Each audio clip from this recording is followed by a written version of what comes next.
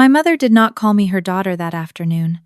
She stood beneath the white iron gate of Rosemont Oaks Estate in Charleston, South Carolina, wearing a champagne dress and a careful smile, and told the groom's mother I was the woman who helped with the planning. I had flown in from Chicago that morning, with my navy dress folded in my carry-on, a wrapped wedding gift from my sister on the passenger seat of my rental car, and a 2-minute toast saved in the Notes app on my phone. I had written that toast over 3 weeks, changing little lines between work meetings and late-night phone calls with vendors. I wanted to tell everyone how Lily used to make me play wedding with her dolls when she was 5, how she always made herself the bride and gave me every other job, because even back then, I was the one who made things happen. Rosemont Oaks looked exactly like the kind of place my mother would want for Lily. The driveway curved beneath old oak trees covered in Spanish moss. White flowers climbed the iron fence. Beyond the gate, cream-colored chairs sat in perfect rows on the lawn. Servers moved through the shade with trays of champagne, and the sound of violins floated from somewhere near the fountain. Everything looked expensive, polished, and quiet in the way wealthy places often are, as if even the air had been trained not to disturb the guests. I parked near the end of the gravel drive, checked my reflection in the rearview mirror, and picked up Lily's gift. It was a hand-painted serving bowl from a small shop in Chicago, wrapped in ivory paper with a pale green ribbon. Lily had mentioned once that she wanted a real dining table someday, the kind where people came over for Sunday dinner and stayed too long. I remembered that because I always remembered things like that. Remembering was one of the ways I kept loving people who rarely remembered me back. At first, no one stopped me. A young woman with a headset smiled as I walked toward the gate. 2 guests passed by, laughing softly about the heat. Then I saw my father standing just inside the entrance, in a dark suit that did not quite fit his shoulders. Charles Whitaker looked older than I expected, smaller somehow. His eyes met mine for half a second, and I smiled because I thought maybe he would come forward, maybe he would hug me, maybe this would finally feel like coming home. He did not move toward me. His face tightened, and he looked down at the gravel. Before I could understand that, my mother stepped through the gate. Linda Whitaker moved quickly, the way she always did when she was trying to stop a conversation before it became inconvenient. Her smile was still there, but her eyes were hard. "Hannah," she said quietly. "Hi, Mom," I said, lifting the gift a little. "I made it." She did not hug me. She did not look at the gift. She looked over her shoulder toward the lawn, then back at me. "You need to leave." For a moment, I thought I had misheard her. The music, the voices, the crunch of car tires on gravel all seemed to fade. "What?" "Lower your voice," she said. "I'm not raising my voice. I'm here for Lily's wedding." My mother stepped closer, close enough that I could smell her gardenia perfume. "The Callahans don't know about you," she whispered. I stared at her. "About me? Not the way you think they do. I'm your daughter." Her jaw tightened. Behind her, my father stood 6 feet away, still looking at the ground. He had heard every word, and he said nothing. Before I could speak again, a woman in a pale blue dress came out from the estate house and walked toward us. I recognized her from Lily's engagement photos.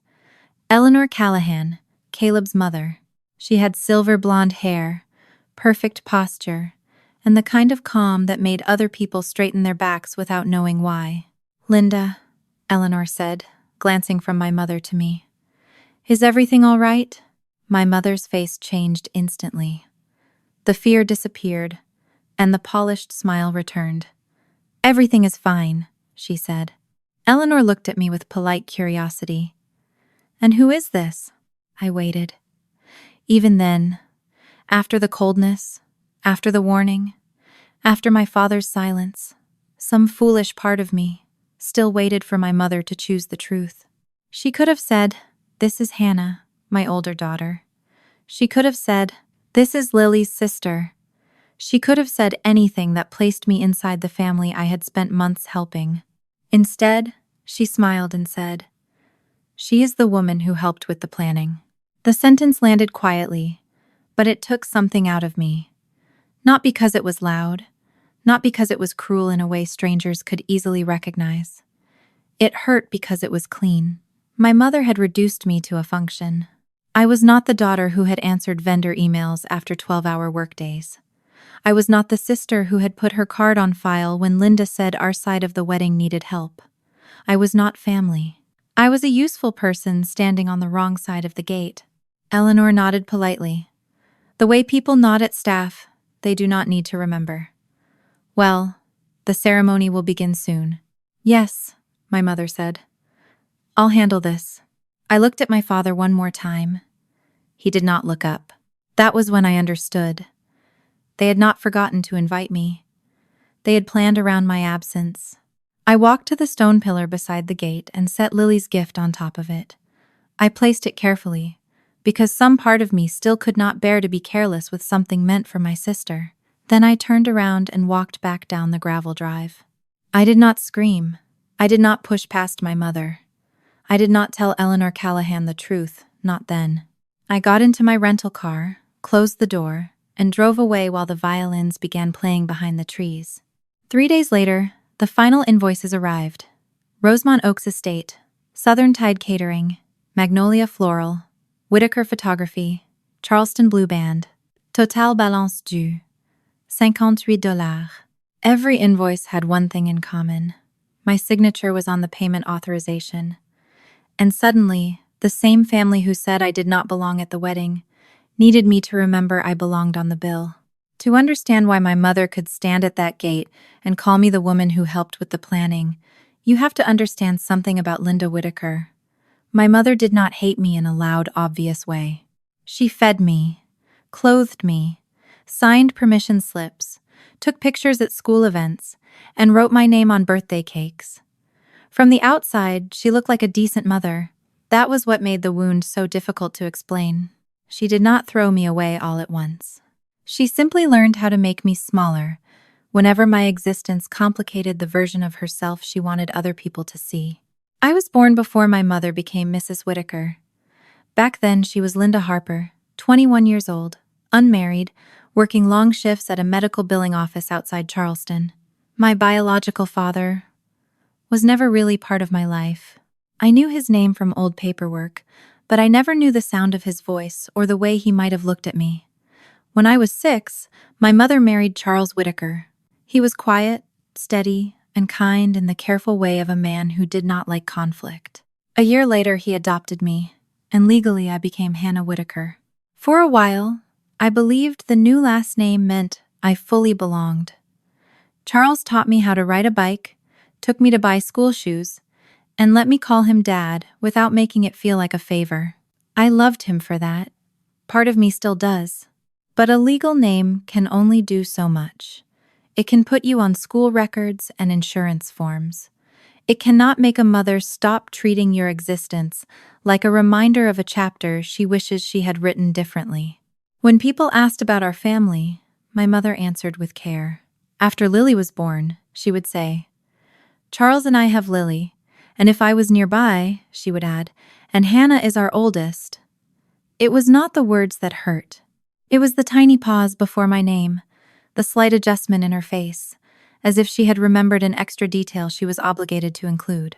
I was too young to understand the shame behind it, but old enough to feel that my place in the sentence was conditional. Lily arrived when I was 8, and the whole house shifted toward her. She had Charles's blue eyes, my mother's soft blonde hair, and the Whitaker name without any explanation attached to it. To my mother, Lily was not just another child. She was proof that her life had finally become respectable. Lily was the daughter who fit every picture frame, every church introduction, every Christmas card my mother wanted to send. I became useful very early. When Lily cried, I was told to be patient. When she broke something of mine, I was told she was little. When she wanted my seat, my toy, my time, or my mother's full attention, I heard the same sentence. "Hannah, you are the big sister. Be understanding." My mother said it so often that it stopped sounding like an instruction and started sounding like a job description. Being the big sister meant I was old enough to absorb disappointment, but never old enough to question why I had to. There was one Christmas when I was 11 that taught me more than anyone realized. I had asked for a small used keyboard because I wanted to learn piano. Lily was 3 and wanted a pink play kitchen from a catalog. On Christmas morning, the kitchen stood in the living room with a red bow on top. My present was a sweater and a book of crossword puzzles. My mother said, "You like practical things." I thanked her, folded the sweater neatly, and spent the rest of the morning helping Lily pretend to bake cupcakes. When Charles noticed I was quiet, my mother said, "She is fine. Hannah has always been mature for her age." That was the word adults used for me, mature. It sounded like praise, but it mostly meant I had learned not to ask for too much. By high school, I had become the daughter who caused no trouble. I got good grades, caught the bus when no one could pick me up, made dinner when Charles worked late, and kept my hurt feelings out of the way. Children are supposed to need things. I learned that needing less made the house easier for everyone else. Charles saw more than he admitted. He kept my report cards, came to my graduation, and once stayed up past midnight, helping me rebuild a science project after Lily spilled orange juice over it. But whenever my mother made a choice that pushed me aside, he rarely challenged her. He would soften things afterward with a tired smile, a hand on my shoulder, or a quiet, "You know how your mother gets." His kindness usually arrived after the damage had already been done. When I left for college in Illinois, my mother told people I was independent and hard to keep close. She said it like distance was something I had chosen simply because I liked being away. The truth was that Chicago gave me something my family never had, a place where I did not have to explain how I fit. I studied finance because numbers made sense to me. A balance sheet did not pretend. A contract did not smile while hiding the terms. If something was missing, there was a line for it. If something was owed, it showed up eventually. Still, my mother always knew how to reach the part of me that wanted to be chosen. When Lily needed help with a tuition gap, I sent money. When Charles had medical bills after a heart scare, I helped with what insurance did not cover. When property taxes came due at the wrong time, I wired the difference and told myself families did not keep score. For a few days after each rescue, my mother's voice would soften. She called me sweetheart. She said she did not know what they would do without me. She made me feel needed, and for a long time, I mistook that for being loved. By the time Lily got engaged, I was 35, a senior finance analyst with my own apartment, my own savings, and enough professional sense to know better than to put my name near someone else's financial problem without protection. But family does not always come to you looking like a bad decision. Sometimes it comes as your little sister holding up a ring on FaceTime, your mother wiping fake tears from the corner of her eye, and one more chance to believe you might finally be included. That was the hope I carried into Lily's wedding, and it was the hope my mother knew exactly how to use. The call came on a Thursday evening in February, while I was still at my desk in Chicago, trying to finish a quarterly forecast that refused to balance. Lily's name lit up my phone, and for one foolish second I thought she might be calling just to talk. That almost never happened anymore. Most of our conversations had become quick check-ins around holidays, little bursts of sweetness that ended before they had to become honest. Still, I answered with a smile in my voice. "Hannah," she squealed before I could say hello. "I'm engaged." Her face filled the screen, flushed and bright. She held her left hand so close to the camera that the diamond blurred into a white sparkle. Behind her, I could see my mother's kitchen in Charleston, the pale cabinets, the bowl of lemons on the island, and Linda standing just over Lily's shoulder, like she had been waiting for her cue. Lily talked fast, telling me Caleb had proposed at Waterfront Park after dinner, that his parents had cried, that everyone was already saying it would be the wedding of the year. I congratulated her because I meant it. Whatever had happened between my mother and me, Lily was still my little sister, and some part of me still remembered the child who used to trail behind me in pajamas, asking me to braid her hair. Then my mother leaned into the frame and took control of the call without touching the phone. "Isn't it wonderful?" she said. Her smile was wide, but her eyes were already measuring something. "The Callahans are thrilled, Eleanor has been very gracious. They are a traditional family, Hannah, very established. This wedding needs to be handled properly. I noticed the word properly. With my mother, certain words always carried extra weight. Properly meant without embarrassment. Respectable meant without questions. Family meant whatever Linda needed it to mean at the time. I asked when they were thinking of having the wedding, and Lily said September at first, but my mother corrected her immediately. May, Linda said. Rosemont Oaks had a cancellation, and Eleanor thinks it would be perfect if we can move quickly. May is close, I said. That's why we have to be organized, my mother replied. But don't worry about all that now. Lily should enjoy the moment. Lily laughed, waved her ring again, and told me she loved me before ending the call. I sat there afterward with my spreadsheet still open, feeling something I did not want to name. I was happy for her. I really was. But happiness did not erase the fact that my mother had spoken about the wedding as if I were an outside observer, someone to be informed, not included. I told myself it was early. I told myself invitations and details would come later. I had spent a lifetime talking myself away from obvious conclusions. 2 weeks later, Linda called me alone. It was a Tuesday morning in Charleston, which meant she had waited until I was between meetings and less likely to let the conversation breathe. She began gently, asking about work, the weather in Chicago, whether I was eating enough. That was how I knew she wanted something. Hannah, I need to talk to you about something practical, she said. I leaned back in my chair. Okay. It's about the wedding vendors. Rosemont Oaks can hold the date, but they need a card on file today. The caterer is the same way, and the florist won't begin design work without a deposit.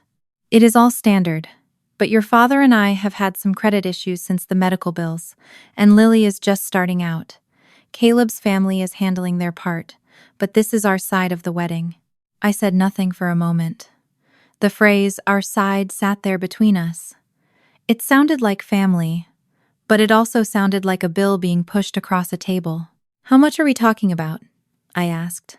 The final balances will be handled after the wedding, she said quickly. We just need your name and your card on file until we move the funds around. We are not asking you to pay for the wedding. Mom, putting my card on file is not nothing. I know what you do for a living, Hannah. You do not have to lecture me. Her voice tightened, then softened again just as fast. I am asking because I trust you, because you are the responsible one. Lily has been dreaming about this, and I do not want her embarrassed in front of the Callahans. There it was. Not Lily disappointed. Not Lily inconvenienced. Embarrassed in front of the Callahans. My mother's real fear had a name now, and it was not debt. It was exposure. Why can't Caleb sign? I asked. A small silence followed. Because Caleb's family is already contributing in other ways, Linda said. And frankly, I do not want Eleanor thinking we cannot manage our own obligations. Please do not make this strange. We are family. That sentence should have made me say no. Instead, it reached the old part of me first, the part that still wanted my mother to say my name without hesitation. I opened my laptop folder system while she talked and asked her to send the vendor documents before I agreed to anything. She did, probably because she thought that was just me being difficult in my usual professional way. To me, it was the difference. I read every contract that evening. Rosemont Oaks Estate listed Linda Whitaker, Lily Whitaker, and Caleb Callahan as the event hosts. The catering agreement used the same names. The florist, photographer, and band all had event host sections separate from billing contact and card authorization. That mattered. I emailed back and said I would not be listed as the event host, contract owner, or sole responsible party. If my card was used for deposits, I wanted written confirmation that the deposits would be reimbursed and the final balances taken over by the hosts before the wedding date. My mother called within 3 minutes of my email. Hannah, this is exactly what I mean by making it weird. It's not weird, I said. It's clear. We are not strangers. No, but these are contracts. She sighed as if I had wounded her by knowing how paperwork worked. Fine. What do you need me to write? I told her. An hour later, an email arrived from her account, copied to Lily. It said that I was only helping with temporary card authorization and billing contact setup, that all deposits charged to my card would be reimbursed, and that Linda, Lily, and Caleb would be responsible for final balances as event hosts. Lily replied with a string of heart emojis and, "Thank you, Han. You are the best big sis. I promise we will make it right." I saved the email as a PDF. Then I saved the contracts. Then I made a folder called Lily Wedding and put everything inside it, because that was what I did at work when money and promises occupied the same space. I told myself that meant I was protected. I told myself I had been careful. I told myself my mother might resent the paperwork now, but maybe later she would understand that I had helped without being foolish. Over the next few days, deposits began hitting my card. Rosemont Oaks charged the first amount. Then Southern Tide Catering. Then Magnolia Floral. Each time, my mother texted some version of, "We will reimburse soon," or "Thank you for saving us this week." The total came to more than I liked, but not enough to panic. What mattered, I thought, was that the final balances were not mine. What mattered was that my name sat in the billing fields, not the host fields. What mattered was that I had proof. I did not understand yet that proof only helps after someone has already tried to deny the truth. I thought I was helping my sister have a beautiful wedding. I thought I was giving my mother one more reason to include me. Really, I was signing the paperwork for the last test my family would ever get to give me. For the next 2 weeks, Lily's wedding existed in my life as a folder on my laptop and a string of charges on my credit card. I never saw flowers in person, never tasted the menu, never walked the lawn at Rosemont Oaks with a planner holding a clipboard, but every decision left a trail through my inbox. My mother forwarded contracts with short notes like, "Need this today," or "Please handle before 5. As if urgency could make me forget caution. I did not forget. I opened every attachment, downloaded every PDF, and saved each one into a folder called Lily Wedding. There were 5 main vendors. Rosemont Oaks Estate handled the venue, ceremony lawn, reception tent, tables, chairs, and basic staff. Southern Tide Catering and Bar handled dinner, the open bar, and late-night shrimp and grits because Lily had decided that was very Charleston. Magnolia Floral was responsible for the white roses, greenery, aisle arrangements, and the hanging installation my mother kept calling simple, though the estimate did not look simple to me. Whitaker Photography and Video, no relation to us despite the name, would cover 10 hours of photography, a highlight film, and drone footage of the estate. Charleston Blue Band would play the reception, provide lighting, and bring their own sound crew. Each contract had the same basic structure, and I checked that structure carefully. The event hosts were listed as Linda Whitaker, Lily Whitaker, and Caleb Callahan. My name appeared under billing contact or card authorization, not as the person hosting the event. That distinction mattered to me. It meant I was allowing the vendors to charge specific deposits to my card, while the people receiving the service remained responsible for the event itself. I knew paperwork did not make people honest, but it gave dishonesty somewhere to be measured. I made a spreadsheet because that was how my brain calmed itself. Vendor name in the first column, deposit in the second, final balance in the third, due date in the fourth, host names in the fifth, notes in the sixth. Rosemont Oaks charged $2,500 to hold the date, with $21,500 due after the event. Southern Tide Catering and Bar charged $1,900, with $19,800 due once the final guest count and bar package were confirmed. Magnolia Floral charged $1,100, with $7,400 remaining. Whitaker Photography and Video took $800, with $5,900 due. Charleston Blue Band charged $500, with $3,400 left. By the time the last deposit cleared, I had put $6,800 on my card. That number bothered me, but it did not panic me. I had savings. I had an emergency cushion, I had an email from my mother saying the deposits would be reimbursed within 30 days and that the final balances would be taken over by the hosts before the wedding. I also had Lily's reply with hearts and promises. At the time, I treated those messages like proof. Later, I would understand they were something else too. They were evidence that everyone knew exactly what I had been asked to do. The first reimbursement came 9 days late. My mother sent $700 through Zelle with the note, "Partial wedding reimbursement. More soon." I stared at the amount longer than I should have. $700 was not nothing, but it was not close to what had already been charged. When I texted her to ask about the rest, she replied, "Waiting on a transfer. Please don't stress. We have it handled." The phrase, "we have it handled," became her favorite answer whenever I asked a question with a number attached to it. A week later, Lily sent $300 and a message full of exclamation points. "I know it's not much yet, but Caleb and I are juggling apartment stuff too. Thank you for being patient. Love you so much." I wanted to be angry at how small the payment was, but I kept picturing her holding up that ring on FaceTime, smiling like the world had finally chosen her. So I entered the $300 into my spreadsheet, highlighted the remaining amount, and told myself 30 days had not passed yet. By the end of the month, they had reimbursed $1,450 of the $6,800. My mother said the rest would come after Charles's next paycheck, then after a delayed transfer, then after Lily's bridal shower because cash flow is tight right now. I knew those were weak answers. If a client at work had given me that many moving explanations, I would have flagged the account for risk. But this was not a client. This was my mother, and that made me less objective than I wanted to be. The final balances kept growing more real in the background. Southern Tide needed the guest count locked. Magnolia Floral sent a revised design board that added $900 because Linda had approved extra greenery around the fountain. Rosemont Oaks required proof that the card on file was still active.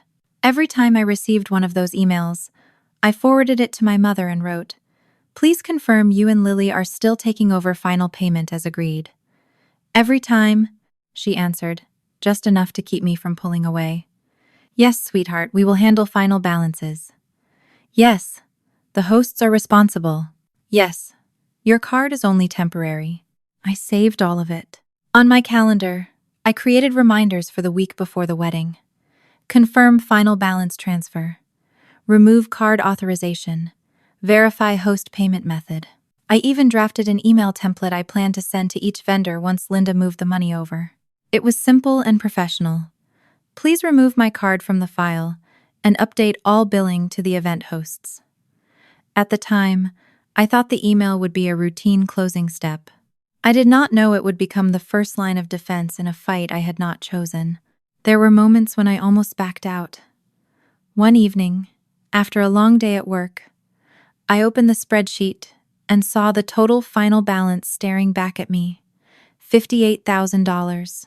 I sat there with my hand on the mouse and imagined calling my mother to tell her I was done.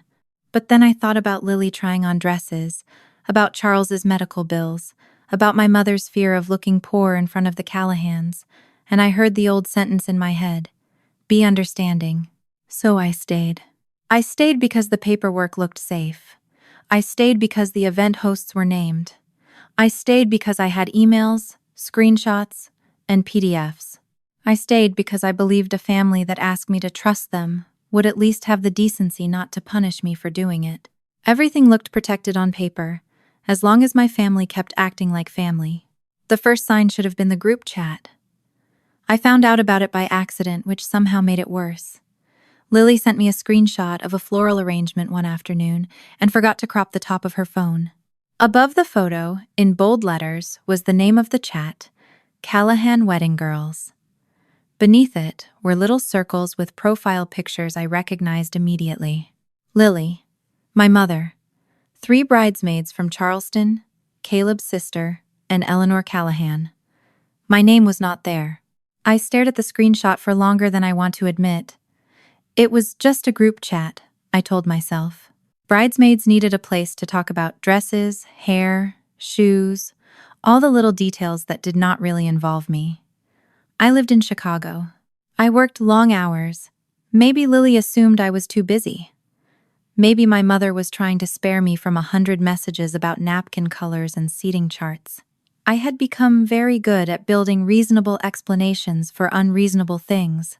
A few minutes later, Lily texted again. Oops, wrong thread. But pretty, right? I typed, very pretty, and sent it before I could ask the question sitting in my throat.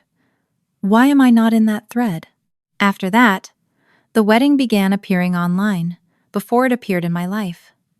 Lily posted a photo from her dress fitting, standing on a platform in a boutique with mirrors behind her and champagne glasses in the corner. My mother stood beside her, one hand pressed to her mouth as if she were holding back tears. Caleb's sister was there. Eleanor was there. 2 bridesmaids were there. Everyone looked soft and bright and included. The caption read, "Found the dress with my favorite women." I saw it during my lunch break at work. I was eating a salad at my desk, my spreadsheet open on one monitor and Lily's photo glowing on my phone. I tried to feel happy for her. Part of me did. She looked beautiful. She looked like the kind of bride strangers smiled at. But the phrase favorite women stayed in my mind for the rest of the afternoon. I was not angry enough to call. I was not calm enough to forget it. So I did what I always did. I made myself useful. I replied to a vendor email about final guest count timing and forwarded the update to my mother. That evening, I asked Linda what color the family would be wearing, because I wanted to buy a dress that fit the photos. She replied almost immediately, which was rare unless the question benefited her. Navy or gray would be fine. Something simple. Don't draw attention. I read the message twice. Don't draw attention. Not, you'll look beautiful. Not, I can't wait to see what you choose. Just a warning disguised as advice. I almost typed back, why would I draw attention at my own sister's wedding? Instead, I wrote, Navy works, and closed the conversation. The signs kept coming, small enough that each one could be explained away if I was determined to protect them. Lily had a bridal shower at a restaurant in Mount Pleasant. I learned about it from photos, not an invitation. When I texted her, she said it had been super last minute, and mostly local people. She added 3 hearts and told me we would celebrate properly when I came down for the wedding. I wanted to ask why Eleanor Callahan counted as local family, while I counted as someone to update afterward, but I let it go. Then there was the rehearsal dinner. That one was harder to excuse. 2 weeks before the wedding, my mother posted a photo of a long table under string lights, with Lily and Caleb at the center, and both families gathered around them. Charles sat beside Linda. Eleanor sat beside her husband. Caleb's sister leaned against Lily, laughing. On the table were printed menus with the Callahan crest at the top, and little place cards in cream-colored envelopes. The caption said, "A perfect evening with our family before the big day. Our family." I zoomed in on the photo like a fool. I do not know what I expected to find. Maybe a place card with my name tucked somewhere at the edge of the table. Maybe proof that I had been thought of and simply could not see it. But there was nothing. No empty chair. No mention of me in the comments. No wish Hannah could be here. Just a perfect table, perfectly complete without me. I called Lily the next morning. She did not answer. An hour later, she texted, "Sorry, crazy busy. What's up?" I asked whether I should come early for the rehearsal or if there was anything she wanted me to prepare for the ceremony. The 3 dots appeared, disappeared, then appeared again. "Rehearsal is mostly wedding party and immediate stuff," she wrote. "No need to stress. Just come to the ceremony and enjoy." Immediate stuff. I was her sister, but somehow not immediate enough for the dinner before her wedding. I sat with the phone in my hand and felt the old embarrassment rise in my chest. Not the hot kind that makes you shout. The colder kind, the kind that makes you wonder if you are asking for something everyone else already knows you are not owed. I still had the toast. I had been writing it in pieces, usually late at night after work, It was not sentimental in a heavy way. I did not want to make the room uncomfortable. I wanted it to be warm and funny, the kind of speech that made people smile and made Lily feel loved. When I asked her whether there would be time for siblings to speak, she sent back, "We'll see if there's time. Timeline is tight." I looked at the sentence and remembered being 11 years old, folding the sweater I had not asked for while Lily played with her pink kitchen. I remembered my mother saying I was mature enough to understand. Apparently, I was still mature enough to understand being left out. No formal invitation ever came to my apartment in Chicago. Not a printed card, not a digital invite, not even a forwarded schedule. I told myself that was because I was family. Sisters did not need invitations. Sisters were automatic. Sisters showed up because, of course, there would be a chair for them somewhere. That belief was so comforting that I clung to it long after it stopped making sense. Whenever doubt became too loud, my mother knew how to quiet it. She would send a vendor question, a contract update, a request to confirm the card authorization was still a 5, and suddenly I had a role again. It was not the role I wanted, but it was one I knew how to perform. I answered emails. I updated my spreadsheet. I forwarded receipts. I reminded myself that weddings were stressful, that Linda was trying to impress the Callahans, that Lily was overwhelmed, that I lived far away, and maybe everyone was simply assuming I understood. That was the lie I kept choosing because the alternative hurt too much. If they were only busy, then I could forgive them. If they were only disorganized, then I could be patient. If they had simply forgotten to include me in a few things, then arriving in Charleston would fix it. I would walk through the gates of Rosemont Oaks, and my mother would hug me, and Lily would say she was sorry. Everything had been so chaotic, and all the little exclusions would become misunderstandings instead of evidence. So I bought the navy dress. I booked my flight. I wrapped Lily's gift in ivory paper and tied the green ribbon myself. I kept the toast on my phone, even after Lily said there might not be time.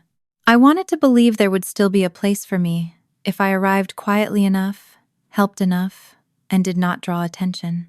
But the closer the wedding came, the clearer the truth became.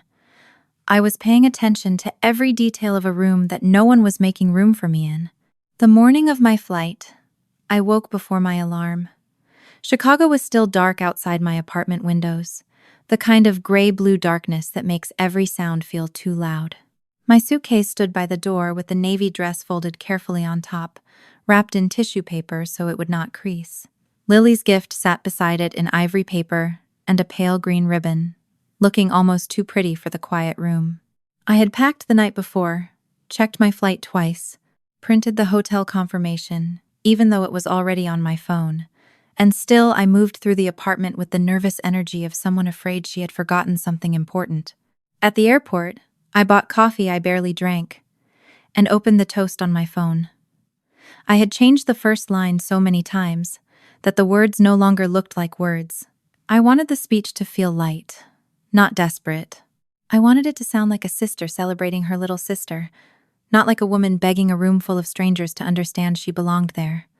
The version I kept coming back to began with Lily at 5 years old, dragging a laundry basket of dolls into my room and announcing that someone was getting married. She always chose the doll in the white dress to be the bride, and she always made me organize everything else. Even then, I was the one arranging chairs, finding missing shoes, fixing tiny veils, and making sure the ceremony happened. There was one memory I almost included but kept deleting. Lily was 7, and she had asked me if I would be her maid of honor when she got married for real someday. I was 15 then, old enough to know she would probably change her mind a dozen times before that day came, but young enough to feel chosen by the question. I remembered promising her I would stand wherever she needed me.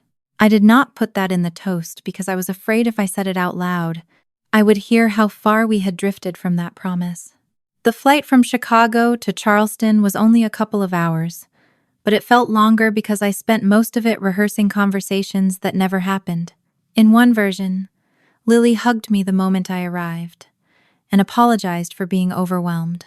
In another, my mother squeezed my hand and said she had been short with me because the wedding had made her nervous. In the most foolish version, Charles picked me up from the airport himself, smiled that tired smile of his, and said, "Your mother should have handled all this better." I knew better than to expect that, but hope does not always ask permission from experience. When the plane began descending, I looked out the window at the marshes and winding water below. Charleston appeared soft from above, all green edges and silver light. I had not lived there in years, but the place still had a way of reaching into me. It was where I had learned to ride a bike, where I had waited on porches for adults to remember me, where I had first understood that a family could look whole from the street and still have rooms inside it that no one talked about. I told myself I was not coming back for all of that. I was coming for Lily. One day, one ceremony, one chance to stand in the same photograph and stop feeling like an old footnote. As soon as we landed, I turned off airplane mode and texted my mother. "Just landed. Can't wait to see everyone." I watched the message turn blue. 10 minutes passed while people stood in the aisle and pulled bags from overhead bins. 20 minutes passed while I walked through the terminal. By the time I reached the rental car counter, she still had not answered. I tried not to care. She was busy. It was the day before the wedding. There were flowers, vendors, last-minute family things. I had become an expert at finishing other people's excuses for them. Her reply came while I was waiting for the rental agent to print the paperwork. "Ceremony at 3. That was all. No safe flight. No glad you made it. No come by the house. No Lily wants to see you tonight. Just 3 words and a number, as if I had asked for the operating hours of a store." I stared at the screen until the rental agent asked if I wanted to add insurance. I said yes without thinking, signed where he pointed, and walked out to the parking garage with my phone still in my hand. The hotel was a small place 20 minutes from Rosemont Oaks, the kind of inn that tried to look historic even though half the furniture had clearly come from a catalog. The woman at the front desk smiled when she saw my garment bag and asked if I was in town for the Callahan wedding. I said yes, and she told me half the guests had already checked in. "Beautiful family," she added. "Everyone seems so excited." I smiled because I did not know what else to do. "They are." In my room, I hung the navy dress on the closet door and smoothed the fabric with both hands. Then I placed Lily's gift on the small desk by the window and opened the toast again. The room smelled faintly of lemon cleaner and old carpet. Outside, traffic moved slowly along the road, headlights blinking through the curtains as evening settled. I read the speech once from beginning to end. It was warm. It was careful. It gave Lily the kind of love I had always wanted to give her without making any demands in return. I almost called her. My thumb hovered over her name for a long moment, but I remembered the dress-fitting photo, the rehearsal dinner caption, the group chat I was not in, and the way my mother had told me not to draw attention. So I sent a text instead. "I'm checked in. Let me know if you need anything before tomorrow." Lily did not answer that night. I set my phone on the nightstand, turned off the lamp, and lay awake in the dark with the speech still open beside me. I told myself the next day would be different. Once I was there, once they saw me, once the ceremony began, the distance of the past few months would shrink into wedding stress and poor communication. I wanted to believe that so badly I could almost make it feel true. But sometime after midnight, with the navy dress hanging in the dark and Lily's gift waiting on the desk, a quieter part of me understood what the rest of me was not ready to admit. I had flown home for a door that no one had promised to open. By noon, I had ironed the navy dress, pinned my hair low, and read Lily's toast one last time. The words looked too gentle now, almost foolish, but I still could not bring myself to delete them. I had written about the little girl who used to drag dolls into my bedroom and announce that somebody was getting married, the little girl who once asked me if I would stand beside her when it was real.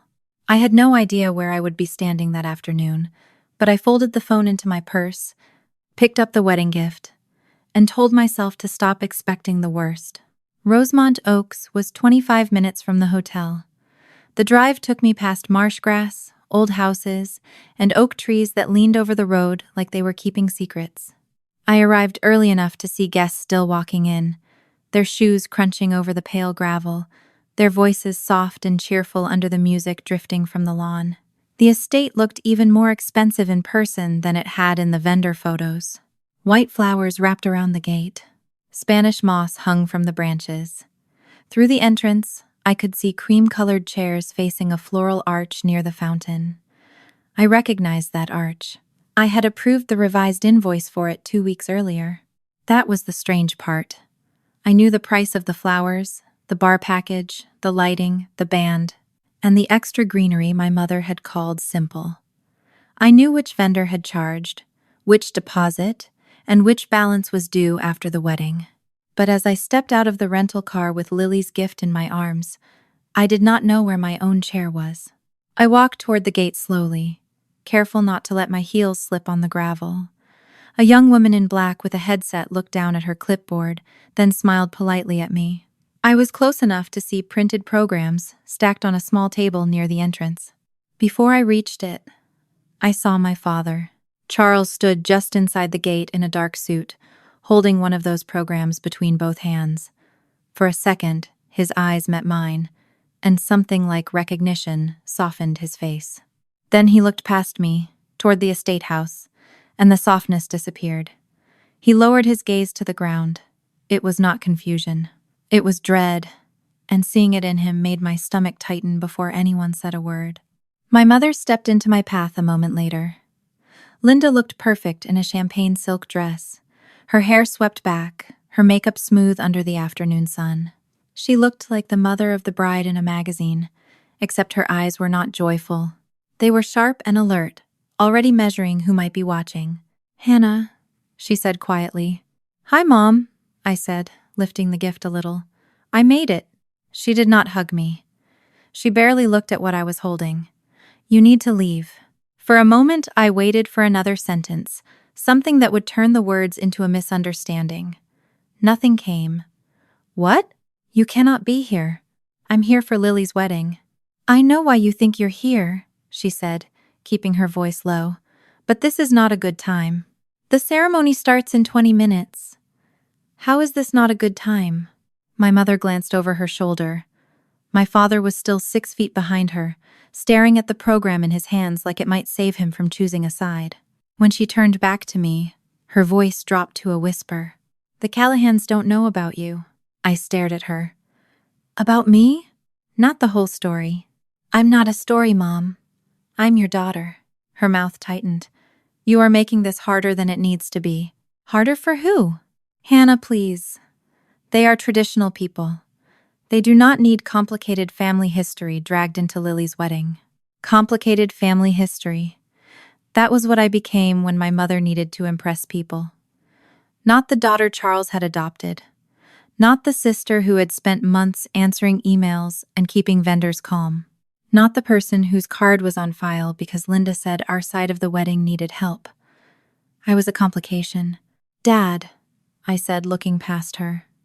"Are you hearing this?" Charles lifted his eyes, and for one brief second I saw shame there. Then he looked away again. That was his answer. Before I could speak, the front door of the estate opened, and Eleanor Callahan walked out in a pale blue dress, pearls at her throat, posture straight enough to make the air around her feel formal. I recognized her immediately from Lily's engagement photos. Linda saw her too, and I watched my mother change faces. The tight fear vanished. The polished smile returned. "Linda," Eleanor said, approaching the gate. "Is everything all right?" "Everything is fine," my mother answered too quickly. Eleanor's gaze settled on me. It was not rude, only curious. "And who is this?" That question held more mercy than my mother deserved. It gave her one final chance to tell the truth. She could have said, "This is Hannah, my older daughter." She could have said, "This is Lily's sister. She just arrived from Chicago." She could have said my name in a way that placed me inside the family instead of outside the gate. Instead, Linda smiled and said, "She just helped with the planning." The sentence was quiet enough that no guest turned around, but it cut through me with perfect precision. She had not called me a distant relative or tried to invent some messy explanation. She had made me smaller than that, a helper, a function. Someone useful enough to manage emails, deposits, and payment authorization, but not real enough to be introduced as blood. Eleanor gave a polite nod, the kind people give when they do not need to remember someone. I see. Well, the ceremony will begin soon. Of course, my mother said. I'll handle this. Handle this. Handle me. I looked at Charles one last time. He did not correct her. He did not step forward. He did not say my name. His silence hurt more than my mother's lie, because some part of me had still expected him to be ashamed enough to stop it. For a moment, I imagined walking through the gate anyway. I imagined standing in front of that floral arch and telling Eleanor Callahan exactly who I was, exactly whose signature sat in the payment files for the wedding her family was about to attend. I had the truth. I had the emails. I had the contracts. I had every right to make the lie visible. But then I looked toward the lawn, where guests were taking their seats and violins were beginning to settle into the first notes of the ceremony. Lily would be walking down that aisle in a few minutes. I hated that I still loved her enough to protect the moment she had not protected me from. I hated that my first instinct even then was not revenge. It was restraint. So I walked to the stone pillar beside the gate and placed her gift on top of it. I did it carefully, because the gift had been chosen with love, even if there was nowhere left for that love to go. My mother let out a small breath of relief. That sound told me everything. She was not relieved because I was okay. She was relieved because I was leaving quietly. I turned and walked back down the gravel drive. No one stopped me. No one called my name. The young woman with the headset looked away as I passed. I got into the rental car, shut the door, and sat there while the wedding march began behind the oak trees. Only then did I cry, quietly, with both hands still on the steering wheel, because even alone in a parking lot, I had been trained not to make a scene. When I finally started the car and pulled away from Rosemont Oaks, Lily's toast was still on my phone and her gift was still sitting on the stone pillar behind me. I did not know yet what I would do about the contracts. I only knew one thing clearly. They had not forgotten me. They had decided where I belonged. Outside. I drove back to the hotel without turning on the radio. The road out of Rosemont Oaks was bright and ordinary, which made everything feel worse. People were walking dogs, carrying groceries, living through a normal Saturday afternoon while I drove away from my sister's wedding with mascara drying on my face and Lily's toast still open on my phone. At a red light, I looked down and saw the first line glowing on the screen. When Lily was 5, she believed every wedding needed a bossy older sister to make it perfect. I locked the phone and set it face down on the passenger seat. In the hotel room, I stood by the door for a long moment before moving. The navy dress felt tight around my ribs. My feet hurt, even though I had barely worn the heels. I set my purse on the desk, took off my shoes, and sat on the edge of the bed. The room was exactly the same as when I had left it, but I was not. The woman who walked out that morning still believed there might be a place for her if she arrived quietly enough. The woman who came back knew there had never been a chair. I opened the toast because I did not know what else to do with my hands. I read the first paragraph, then stopped at the sentence where I had written that I was proud to stand beside Lily. I had not stood beside her. I had not even been allowed through the gate. For a few seconds, I thought about saving the speech as proof that I had tried, but proof for whom? Linda would call it drama. Lily would call it complicated. Charles would look at the floor. So I selected the whole thing and deleted it. The blank note felt more honest than anything I had written. That night, I did not call anyone. I did not call Lily, Linda, or Charles. I did not call the vendors either, though part of me wanted to start undoing everything immediately. I was too raw to trust myself with decisions. I changed out of the dress, washed my face, and lay in bed while the reception happened somewhere across town under lights I had seen on an invoice. By Monday morning, I was back in Chicago. I had barely touched my coffee when the first email arrived. The subject line was clean and professional. Final balance due Whitaker, Callahan wedding. It came from Rosemont Oaks Estate. I opened it and saw the amount. Before anything else. $21,500. Due within 5 business days. Below the total, my name appeared under billing contact and card authorization. Not event host. Not bride's family. Not anyone who had been allowed inside. Just the easiest person to charge. 23 minutes later, Southern Tide Catering and Bar sent their invoice. $19,800 for dinner, staff, open bar, and the late-night shrimp and grits Lily had insisted on. Magnolia Floral followed with $7,400 remaining. Whitaker Photography and Video sent $5,900. Charleston Blue Band sent the final one before lunch, $3,400. I opened my spreadsheet and typed each number in, even though I already knew the total. I needed the motion to keep my hands steady. When the final cell calculated, I stared at it until the numbers stopped feeling real. 18,000 yuan. That was the price of the wedding I had not been allowed to attend. The venue I had not entered. The food I had not eaten. The flowers I had seen only from outside the gate. The music that had started while I drove away. Then my phone buzzed with a bank alert. A pending authorization attempt from Rosemont Oaks had been declined for additional verification. I read the message 3 times. They had already tried to run the card. My card. The temporary card my mother had promised would be removed before final payment. The card she said was only there to hold deposits until they moved funds around. The card now sitting between my family's lie and my financial life. That was when the fear became practical. This was no longer only humiliation. It was deadlines, balances, possible charges, and my credit. If I stayed silent, the vendors would keep trying the card. If the charges went through, I would be fighting to reverse them.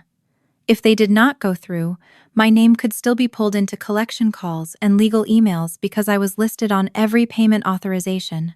I opened the contracts one by one. This time, I read them like someone looking for an exit. Rosemont Oaks listed Linda Whitaker, Lily Whitaker, and Caleb Callahan as event hosts. So did Southern Tide. So did Magnolia Floral, Whitaker Photography, and Charleston Blue Band. My name appeared under billing contact and temporary card authorization, exactly where I had allowed it to appear. Then I opened the emails. Linda's message confirming that the hosts would take over final balances. Lily's reply promising they would make it right. The text saying my card was only temporary. The reimbursement delays. The reminders I had sent asking when they would update the payment method. I had not imagined it. I had not misunderstood. They had asked me to help, promised to protect me, then left my card in place while they erased me from the room. For the first time since the gate, something steadier than grief settled in me. My mother had not only humiliated me, she had built a situation where my silence would save her again. If I paid, the wedding stayed perfect. Linda kept her image. Lily kept her beautiful day. The Callahans never learned the truth. The vendors got their money. And I became, once more, the person who swallowed the cost so everyone else could keep smiling. I stood by the window of my Chicago apartment, phone in my hand, the bank alert still glowing on the screen. For most of my life, when my family hurt me, my first question had been how to make the room calm again. This time, I asked a different question. Who was trying to make me pay for a lie I had been locked out of? I did not call my mother first. That was the first small victory. For most of my life, any family crisis had trained me to reach for her voice, even when her voice was the thing that made the crisis worse. This time, I reached for the bank number on the back of my credit card. The representative who answered sounded young and calm, which helped because I was trying very hard to sound the same. I explained that several large post-event charges might be attempted on my card, that I had only authorized deposits, and that I wanted the card locked immediately while I reviewed the matter. She asked if the card had been stolen. I said no. Then she asked if the charges were fraudulent. I looked at the open invoices on my laptop and chose my words carefully. The services were real, I said, but I do not authorize final payment from my card. She put a temporary block on the card, opened a case note, and told me that any attempted charge would require additional verification. It was not a complete shield, but it bought me time, and time was the first thing my family had always tried to take from me. They liked urgency, They liked panic.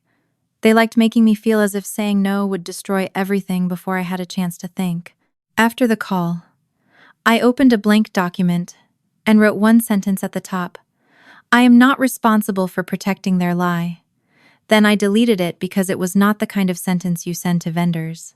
It was the kind of sentence you write when your hands are shaking and you need to remember which side of the table you are on. I started with Rosemont Oaks Estate. My voice stayed steady as I explained that I was the temporary billing contact and card authorization on file, but not the event host.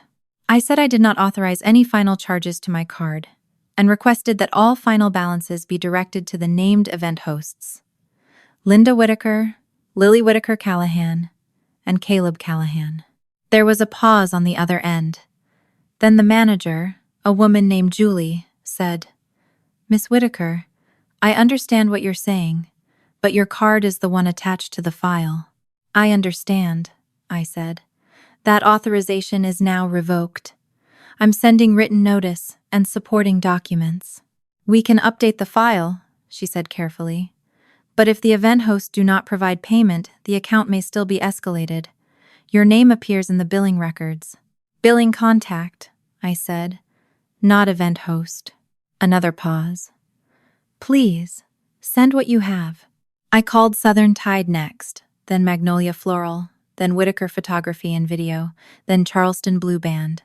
The conversations were not identical, but they all carried the same warning. They were polite. They were professional. They also wanted to be paid, and the person with the cleanest paper trail to a working card was me. By the third call, I understood the shape of the trap clearly. My mother had not needed me to be legally responsible for the whole wedding. She had only needed me to be convenient enough that everyone would come to me first. If I panicked, paid, and tried to collect from her later, her problem disappeared. If I refused, I became the difficult daughter, the one making trouble after a beautiful wedding. I spent the next 2 hours building the email, like I was preparing a report for a board meeting. No emotion, no accusations I could not prove. No sentence that sounded like revenge. I attached the contract pages, showing event hosts. I attached Linda's email confirming that my card was temporary and that the hosts would take over final balances. I attached Lily's message promising they would make it right. I attached the bank alert, showing an attempted charge after I had been removed from the event. The email was short. I wrote that I, Hannah Whitaker, revoked authorization for any final charges to my card related to the Whitaker-Callahan wedding. I wrote that I was not the event host and had not received the services as a guest or family participant. I requested that all collection and payment communication for final balances be directed to the named event hosts. I asked each vendor to confirm in writing that my card would not be charged without fresh authorization. Before sending it, I read the email 4 times. I removed one sentence that said I had been humiliated at the gate. It was true, but it did not belong there. The truth of my pain would matter later. Right now, the truth that mattered was in the documents. I sent the email to all 5 vendors separately. Then I called a local attorney in Charleston whose website said she handled contract and consumer disputes.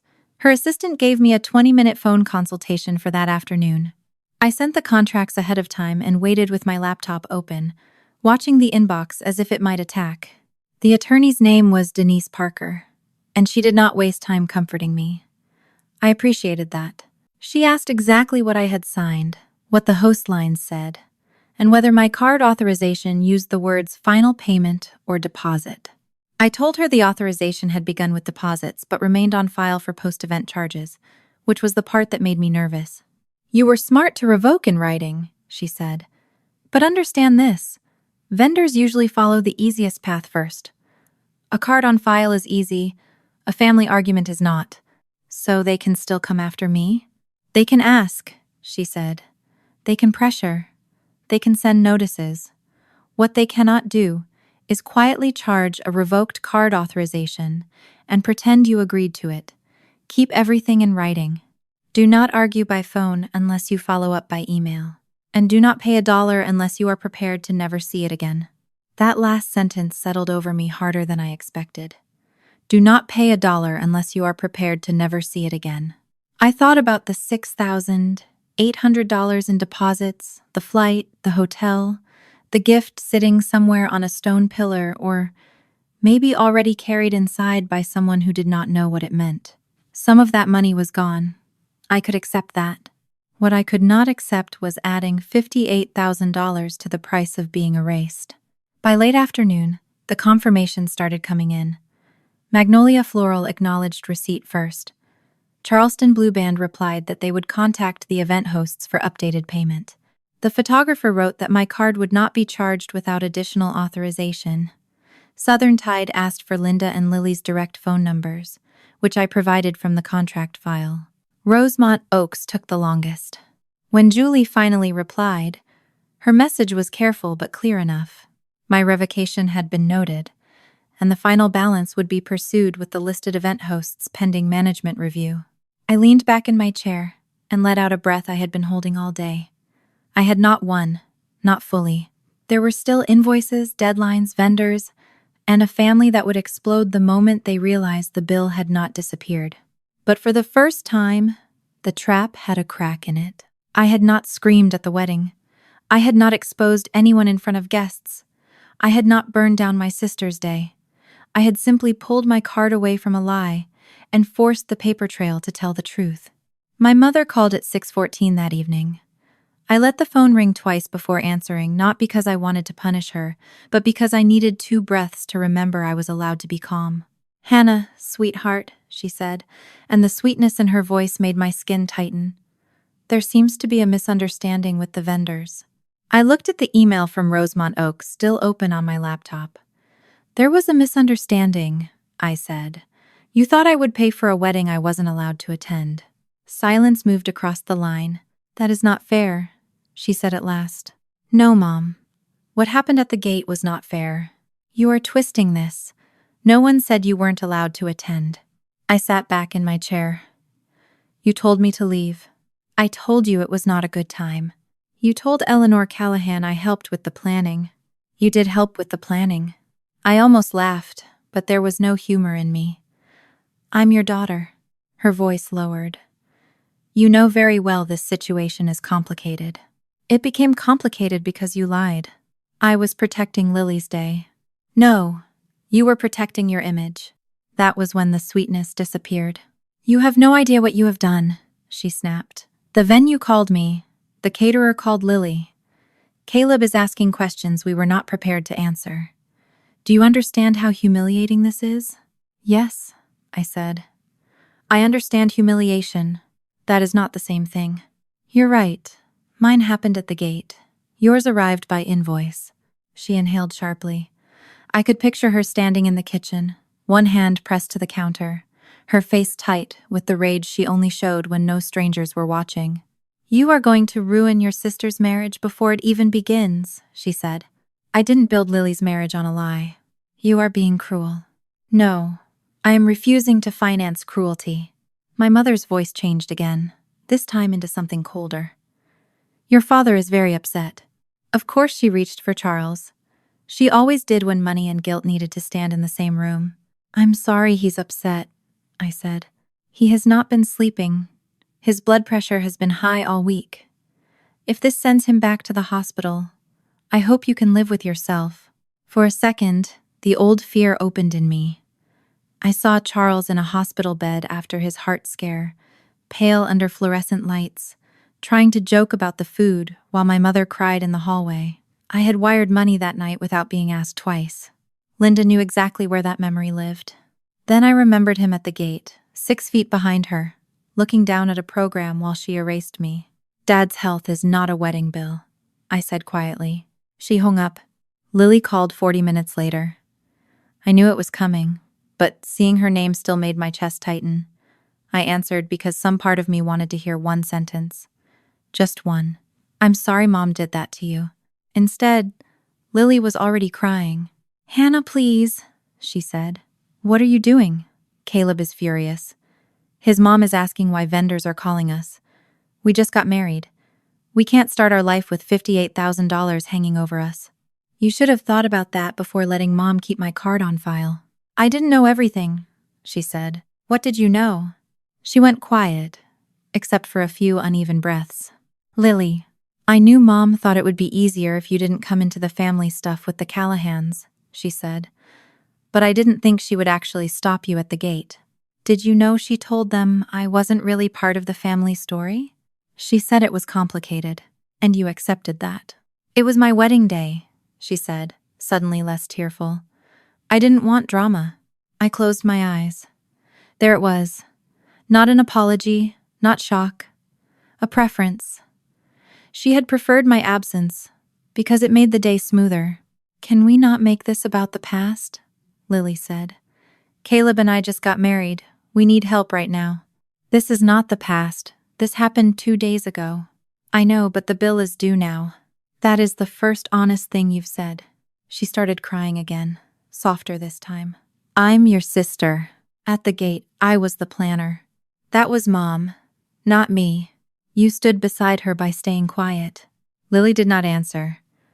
I could hear someone speaking in the background, a man's voice, low and tense. Caleb, then she whispered, he wants to know if it's true that you signed all the payment forms. Tell him to ask your mother. He's asking me. Then tell him the truth. The line went dead. Charles called just after 9. My father almost never called at night. For a moment, I nearly did not answer. Then I saw him again in my mind, looking at the gravel, and I picked up because I needed to know whether he would finally say something without my mother beside him. Hi, Dad. Hannah, he said. His voice sounded tired. Your mother is very upset. I know. And Lily is beside herself. I know that too. A pause. I could hear a television murmuring somewhere behind him. Maybe the living room. Maybe the same couch where he used to fall asleep with the news on. Can you be flexible on this? He asked. For peace? The word landed exactly where he meant it to. Peace. The thing everyone in our house claimed to want, as long as I was the one who paid for it. Dad, where was peace when Mom stopped me at the gate? He sighed. It all happened so fast. No, it didn't. She had time to lie to the Callahans. She had time to tell me to leave. You had time to say my name. He said nothing. I looked at you, I continued. I asked you if you were hearing her. You looked away. His breathing changed, heavier now. I didn't know what to do. You could have said, this is my daughter. That was all. The silence that followed was not empty. It was full of everything he had avoided for years. I'm sorry you were hurt, he said finally. I gripped the phone harder. That's not the same as saying you were wrong. He did not argue. He also did not say it. I can't pay this for you, I said. I won't. I understand, he said, but he sounded like a man saying words someone else had handed him. After we hung up, I sat in the dark kitchen for a long time. My laptop had gone to sleep. My tea was cold. I wanted to feel strong, but mostly I felt tired. Holding a boundary did not feel like victory. It felt like standing in front of a door everyone kept trying to push open. At 11:37, my mother texted, Your father is in the ER. Blood pressure. I hope you're proud. I read it once, then again. My hand moved toward my travel app before I caught myself. For 1 second, I was ready to book a flight back to Charleston, walk into that hospital, apologize for a bill I did not owe, and make everything calm again. Then I looked at the bank alert still saved on my phone. I looked at the vendor confirmations in my inbox. I looked at the blank note where Lily's toast used to be. I typed only one sentence back. Please tell me which hospital, and whether he is stable. I did not offer money. I did not offer to fix the wedding. I did not offer myself up as the price of peace. My mother did not reply with the hospital name for 20 minutes. When she finally did, the message was as sharp as a thrown glass. Street Ann's. He's stable. No thanks to you. I stared at the words until the screen dimmed. Stable. That was the only part that mattered. I called the hospital, confirmed he was being monitored for high blood pressure and chest discomfort, and left my number with the nurse in case anything changed. Then I sat on the edge of my bed with my phone in both hands, waiting for the guilt to become unbearable. It came, but it did not own the room the way it used to. For once, there was space beside it for the truth. Charles was sick. Charles had also stood at the gate and said nothing. Both things were real. One did not erase the other. The next morning, I woke to dozens of missed notifications. Most were from vendors confirming that they had started contacting the listed event hosts. One was from Lily, a long text I did not open right away. The message preview said, "I can't believe you're doing this to us after everything." I put the phone face down on the table. I was not ready to read another version of my family mistaking consequences for cruelty. At 8:12, Aunt Marjorie called. My mother's older sister had always been the person people described as difficult when they really meant honest. She lived outside Savannah, kept her hair cut short, wore red lipstick to the grocery store, and had never once pretended not to understand a room. Growing up, I saw her only a few times a year, usually at holidays where she and my mother traded polite insults under the cover of passing dishes. Linda said Marjorie had no filter. I used to think that sounded dangerous. As an adult, I understood it was sometimes the safest thing a person could have. "Hannah," she said when I answered, "I'm looking at your sister's wedding photos." My stomach tightened. "Okay. I see your mother. I see Charles. I see Lily glowing like she invented marriage. I see the Callahans, the bridesmaids, a dog in a bow tie, and a cake tall enough to need its own mortgage. What I do not see is you." I closed my eyes. "Were you there?" she asked. I could have lied. For one old, tired second, I almost did. I almost said my flight was delayed or work had interfered or I had not been feeling well. That was the family habit. Make the truth smaller so Linda did not have to be exposed. But something in me had changed when I deleted Lily's toast. I did not have the energy to protect the story anymore. "I was there," I said. "I didn't make it past the gate." Marjorie went quiet. Not confused quiet. Listening quiet. So I told her. I told her about arriving at Rosemont Oaks with the gift, about Charles seeing me first and looking away, about Linda stepping in front of me and saying the Callahans did not know about me. I told her that Eleanor had asked who I was, and my mother had called me the woman who helped with the planning. I told her about the drive back to the hotel, the deleted toast, the invoices, the bank alert, and the $58,000 waiting in vendor emails like a bill for my own humiliation. Marjorie did not interrupt once. When I finished, I heard her exhale slowly. "Your mother made you useful and invisible," she said. "That ends now." The sentence hit something deep enough that I had to sit down. No one in my family had ever named it that clearly. Useful and invisible. That was the whole thing. The money, the contracts, the silence, the empty chair, the careful way Linda introduced Lily and edited me out of the frame. I had spent years trying to explain pieces of it, but Marjorie had given the wound a name in 6 words. "I keep wondering if I'm overreacting," I said, hating how small my voice sounded. "You are not." She said the Callahans are traditional, that they didn't need complicated family history at Lily's wedding.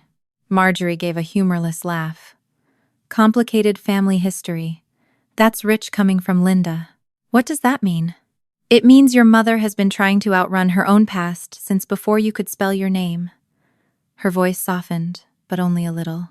"When she married Charles, she decided respectability meant acting like everything before him was a mistake. You were never a mistake, Hannah. You were a child, her child. But Linda wanted a clean story, and clean stories do not leave room for real people." I pressed my palm against my eyes. "She told Eleanor I helped with planning." "No," Marjorie said. "She told Eleanor the only version of you she could use without explaining herself." That hurt, but it also steadied me. There was relief in hearing someone refuse to decorate the truth.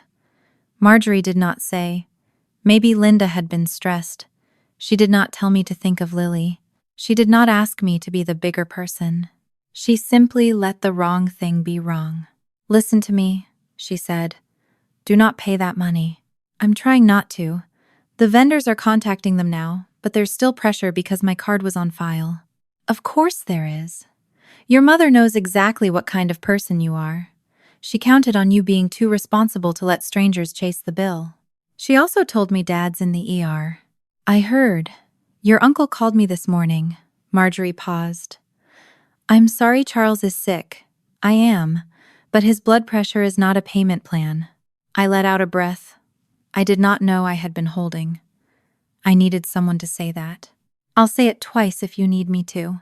For the first time in 2 days, I almost smiled.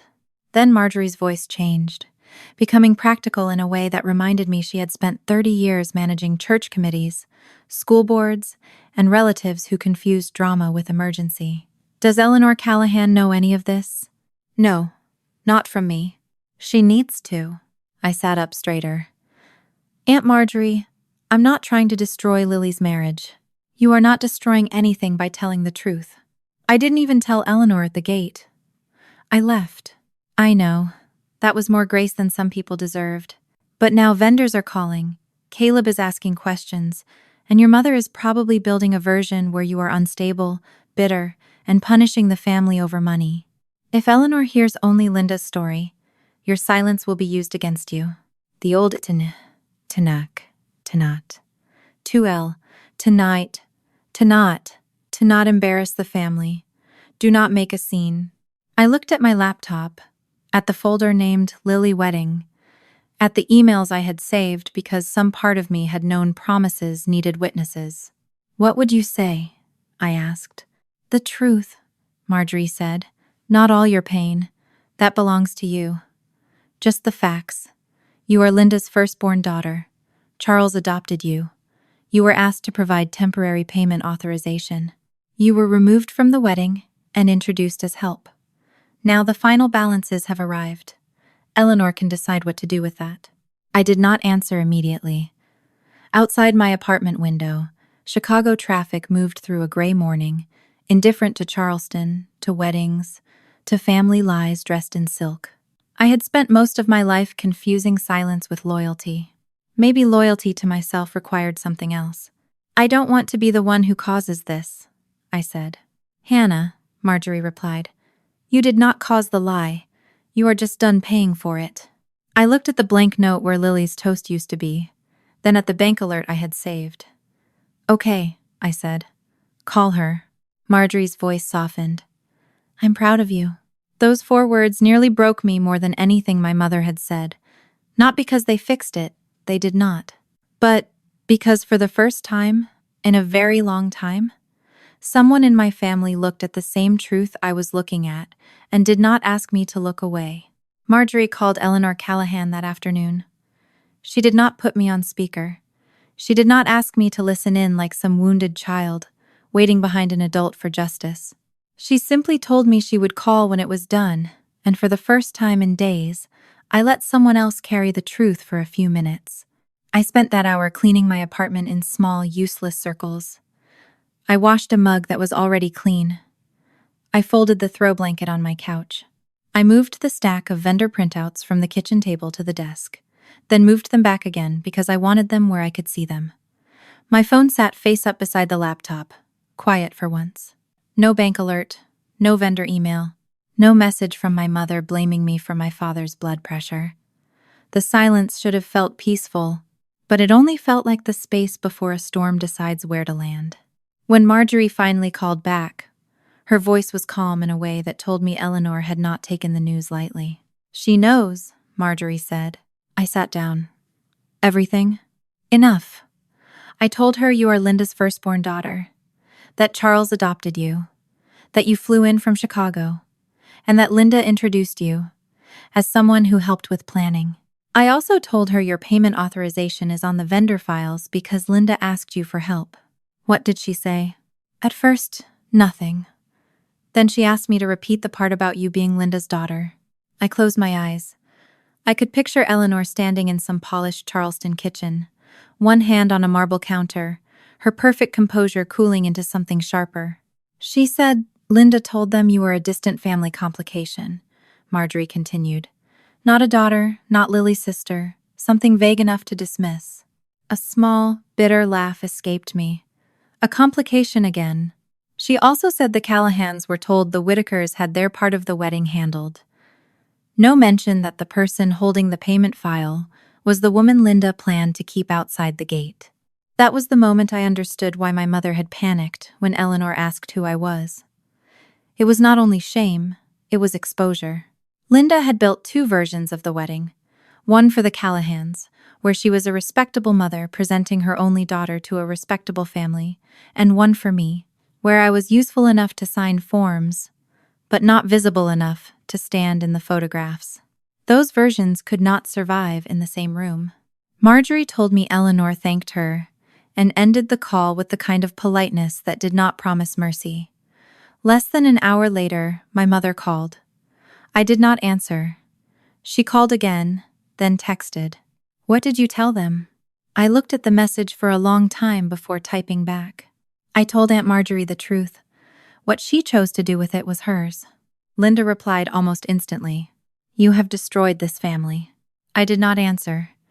There are some sentences designed only to pull you back into the old role. That one had my name written all over it, but for once, I left it unopened inside me. Later, Marjorie told me what happened after Eleanor called my mother. Eleanor did not yell. Women like Eleanor Callahan did not need volume to be dangerous. She asked Linda directly whether Hannah Whitaker was her daughter. Linda tried to explain that the situation was private and painful, and that we had been estranged for years. Eleanor stopped her there. "Estranged daughters do not usually carry payment authorization for every major vendor," she said. "My mother said I had offered to help." Eleanor replied, "That is not the same as being introduced as help." That line stayed with me when Marjorie repeated it. It was not warm. It was not tender. Eleanor was not defending me because she loved me. She was defending the truth because Linda's lie had reached into the Callahan name, and that was a place my mother had no power. By the next morning, Caleb knew. I found out because he sent me a message so carefully written, it looked like he had edited it 10 times. "Hannah, this is Caleb. I am sorry to contact you directly, but I need to ask a simple question. Are you Lily's sister?" I stared at the message. After everything, after contracts, invoices, the gate, my mother's lies, the question still hurt because it was so basic. "Are you Lily's sister?"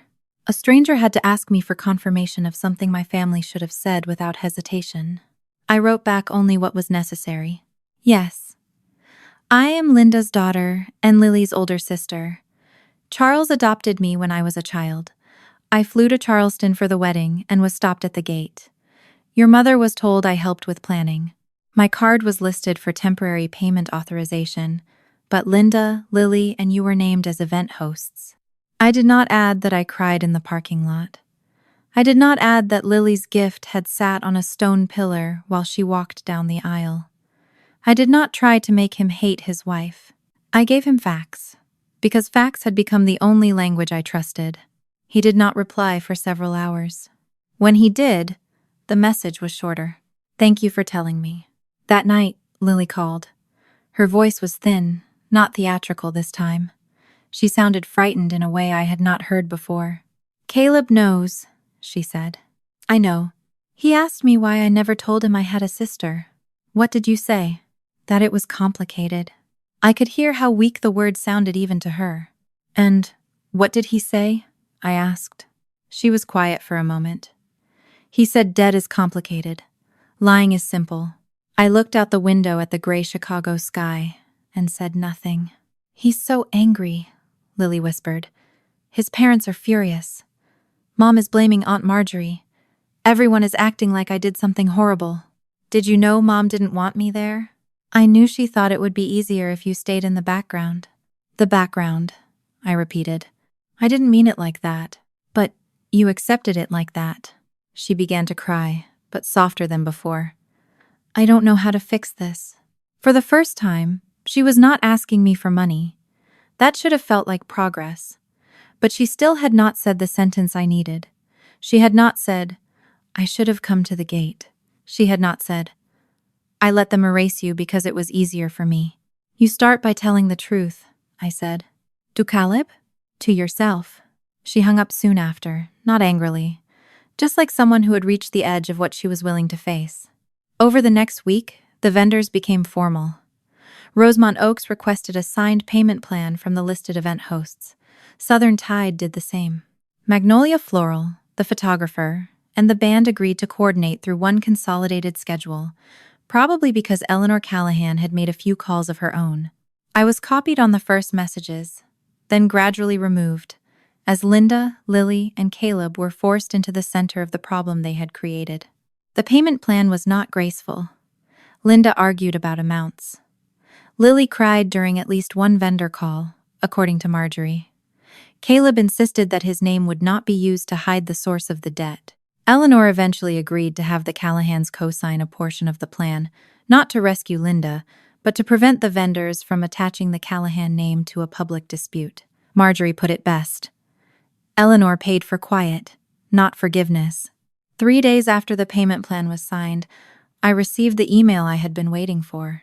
Miss Whitaker, this confirms that your card authorization has been removed from all final balance files associated with the Whitaker-Callahan wedding.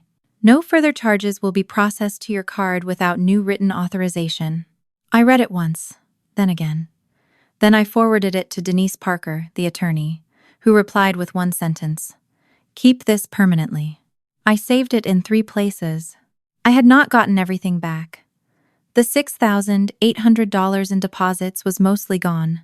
My mother had reimbursed only a fraction of it.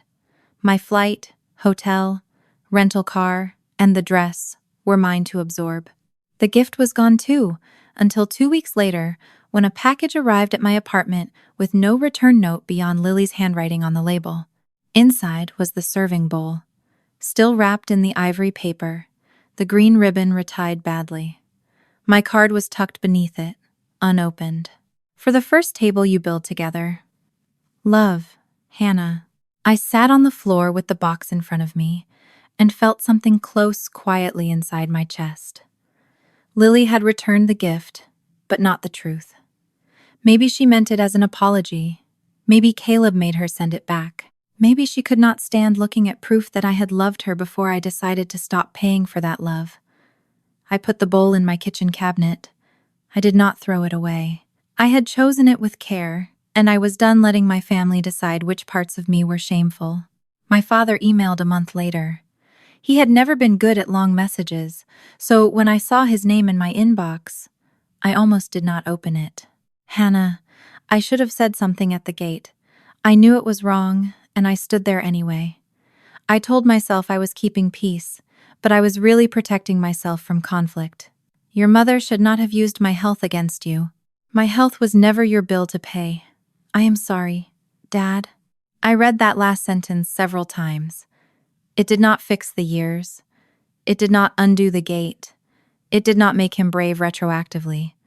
But it was the first clean truth he had given me without being cornered into it. I wrote back the next day. Thank you for saying that. I am not ready to pretend things are fine, but I read your email and I needed it. I did not add more. A boundary can be a locked door, but sometimes it is a door opened 1 inch with your foot still braced behind it. 6 months later, I started therapy.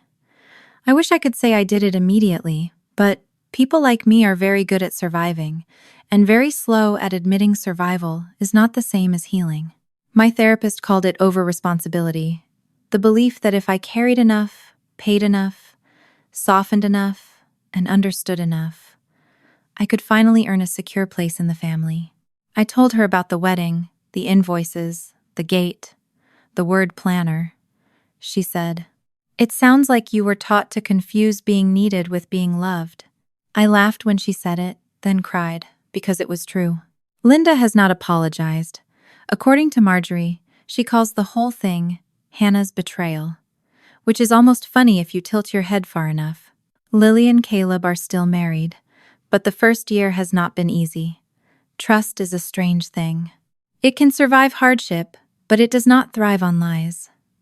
Charles emails sometimes, mostly small updates about his health or the weather. I answer when I can do so without abandoning myself. As for me, I still live in Chicago. My apartment is quiet. My credit is intact. The navy dress hangs in the back of my closet, and the serving bowl sits on my shelf, not as a wedding gift anymore, but as a reminder. I once believed love meant making myself useful enough to be kept. Now, I know better. They remembered I was family. when the $58,000 bill arrived. But by then, I had finally remembered I was a person.